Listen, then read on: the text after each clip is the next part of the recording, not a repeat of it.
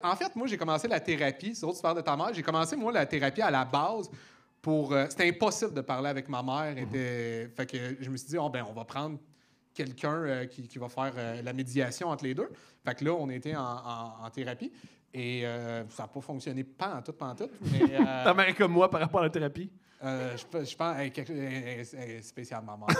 Oh, elle est spéciale. Elle fumait dans le bureau du psychologue. Puis la madame, elle disait, excusez-moi, Madame Drière, mais c'est chez moi. Elle disait, je m'en calisse.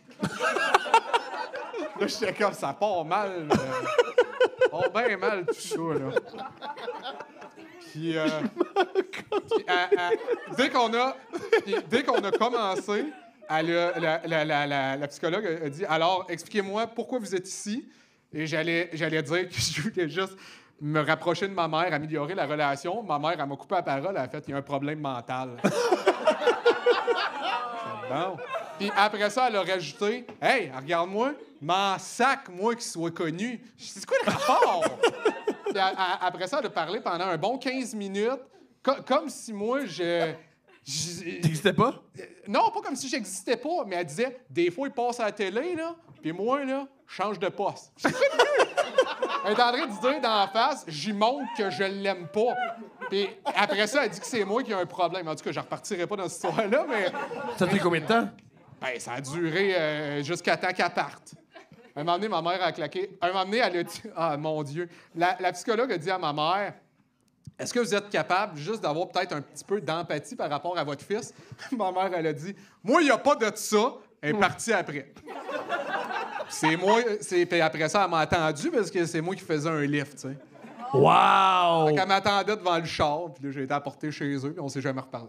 Ah ouais, ça devrait faire... Ah, wow! Ouais. Comment tu sens par rapport à ça? Ben, je sens pour de vrai. Ben, c'est ça. Après ça, moi, j'ai continué à voir cette psychologue-là. Puis elle m'a fait réaliser qu'elle disait, pour de vrai, il y a des relations que... Parce qu'elle disait, moi, continuez de vous rencontrer seul. Et maman, elle voulait pas. Fait que tu peux pas imposer un processus de thérapie, de psychothérapie à quelqu'un. À une femme qui fume, qui crie, moi, je change de poste quand mon fils est là. Mais non, c'est ça. Elle voulait rien savoir. Fait qu'elle m'a dit que c'était mieux pour moi de couper les ponts. Mais je me sens honnêtement quand même bien par rapport à ça, parce que j'ai eu la preuve que, tu sais, je veux dire, peu importe que ça soit ma mère, elle veut pas mon bien, là, tu sais. C'est pas de ma faute à moi, ça. Est-ce que c'est tough, ça, encaisser ça puis le réaliser? Ouais, ben oui, c'est clair, mais en même temps, je veux dire, c'est ça la réalité. Fait que, tu sais, je suis pas du genre à m'apitoyer sur mon sort. Je veux dire, c'est ça, là. Je veux dire, je commencerai pas à... Je veux dire, c'est ça et c'est tout. Puis, tu sais, je parlais au début du podcast des gens qui font semblant d'être bien, tu sais, zen et tout. Et ma mère, comme preuve, son nom sur Facebook, c'est Lumière Énergie. Puis, elle caresse un arbre.